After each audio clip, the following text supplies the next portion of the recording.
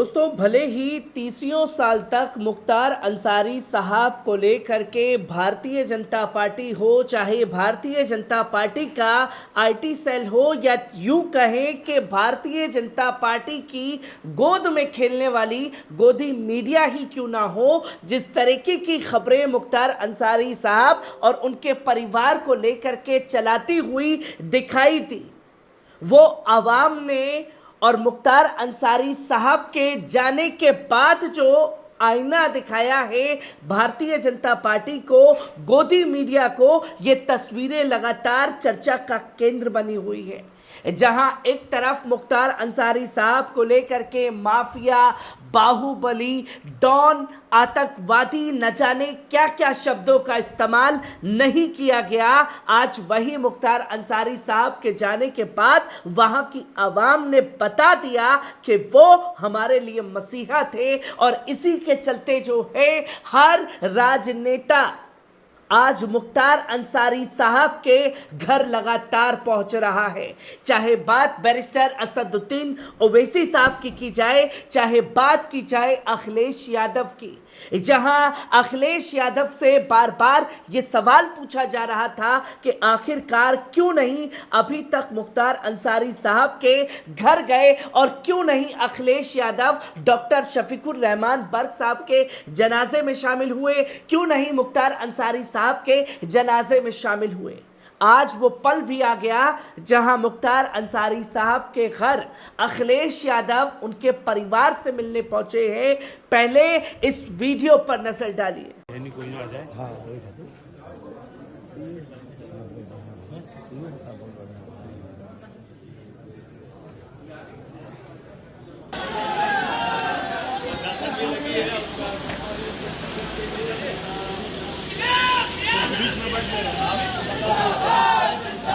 तो दोस्तों, आपने देखा कि मुख्तार अंसारी साहब के घर जो है मोहम्मदाबाद, जो फेमस है फाटक के नाम से,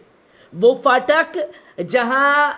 मुख्तार अंसारी साहब अपनी बड़ी सी चेयर लगा करके जनता की दरबार लगाते थे, और वो जो जनता उनके पास किसी भी मसले मसाइल के लिए जाती थी, वो उनके घर से खाली हाथ लौट करके कभी नहीं गया। और आज देश और दुनिया बखूबी देख रही है कि क्या किरदार था, और उसी फाटक पर मौजूद है अखिलेश यादव, जहां वो उनके परिवार से और लोगों से मुलाकात कर रहे हैं, उनके चाहने वालों से मुलाकात कर रहे हैं। पहले इस वीडियो पर नजर डालिए।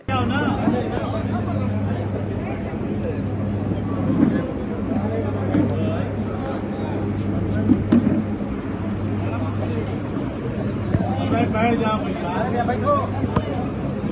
अरे बैठ जाओ यार, बैठ जाओ, बैठ जाओ,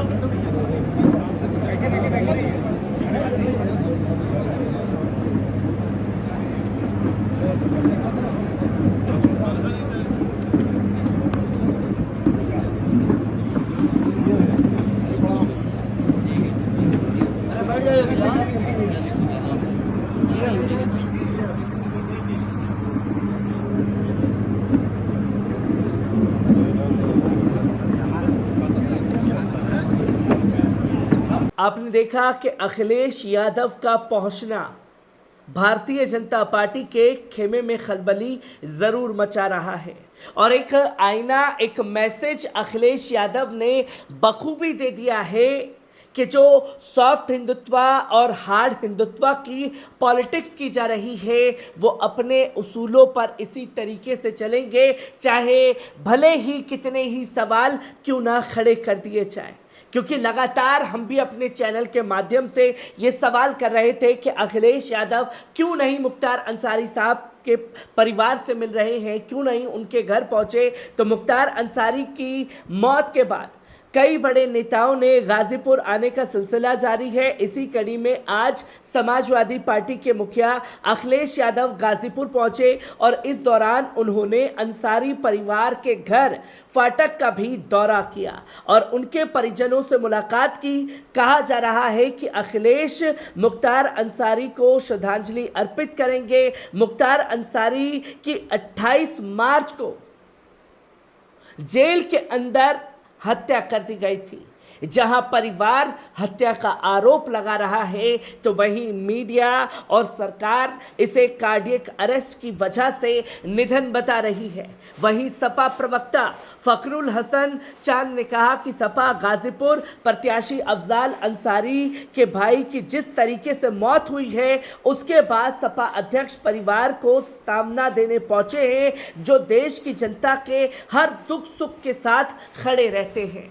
जहां एक मैसेज दिया गया, इससे पहले धर्मेंद्र यादव भी जो हैं वो पहुंचे थे और वहीं बीएसपी सांसद अफजाल अंसारी गाजीपुर को सपा ने यहां से अपना उम्मीदवार बनाया है। अभी हाल ही में सपा नेता धर्मेंद्र यादव ने भी अंसारी परिवार के घर पहुंच करके संवेदनाएं व्यक्त की थी और मीडिया से बताया था कि जल्द ही अखिलेश यादव भी मुख्तार अंसारी के परिजनों से मिलने उनके घर पहुंचेंगे। वहीं बांदा जेल में थे मुख्तार अंसारी साहब और परिवार लगातार ये सवाल कर रहा है कि किस तरीके से नाइंसाफी लगातार की जा रही है और जिस तरीके से नेता लोगों का आने जाने का सिलसिला मुख्तार अंसारी के परिवार और उनके घर जाने का सिलसिला जारी है, वो ये दिखाता है कि कितना सियासी कद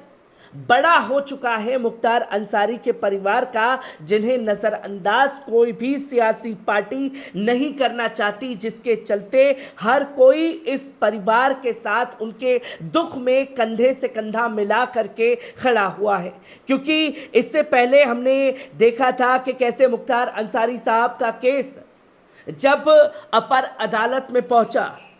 तो वहाँ साफ तौर पर उनकी मौत को मामले को लेकर के एफआईआर की मांग की गई थी और कोर्ट ने उसे सिरे से खारिज कर दिया था। जहां वकील बोले कि हम हाई कोर्ट की लेंगे शरण, सरकार के ड्रामे की हम कोई कल्पना नहीं कर सकते, जहां कई बड़ी बातें जो हैं वो कही गई थी। जहां मुख्तार अंसारी के वकील की तरफ से उनकी हत्या किए जाने के इल्ज़ाम लगाते हुए एफआईआर दर्ज कराने के लिए बाराबंकी कोर्ट में दिए गए प्रार्थना पत्र में सुनवाई हुई। सुनवाई के दौरान सरकारी वकील ने मामला दर्ज नहीं किया जाने को लेकर एक एप्लीकेशन दाखिल की, जबकि मुख्तार के वकील ने उनकी हत्या के मामले में राज्य सरकार की तरफ से दो तरह के बयान आने पर कोर्ट में अपनी बात रखते हुए एफआईआर दर्ज करने की मांग की थी। जहां अदालत ने प्रोसिक्यूशन और बचाव पक्ष की बहसों को सुनने के बाद मुख्तार अंसारी के वकील की तरफ से दिए एप्लीकेशन को ही खारिज कर दिया।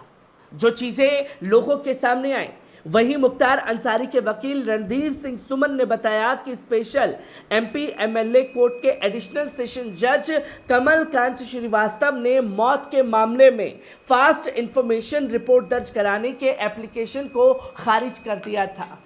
जहां परिवार के लोग लगातार आरोप लगा रहे हैं पर उनके आरोपों को नजरअंदाज कर दिया जा रहा है और मुख्तार अंसारी के चाहने वाले लोग उनके घर पर मजमा लगाए हुए हैं, तो वहीं नेताओं के आने जाने का सिलसिला भी शुरू हो गया है। हर एक खबर से आपको रूबरू कराता रहूंगा। दीजिए इजाजत, शुक्रिया।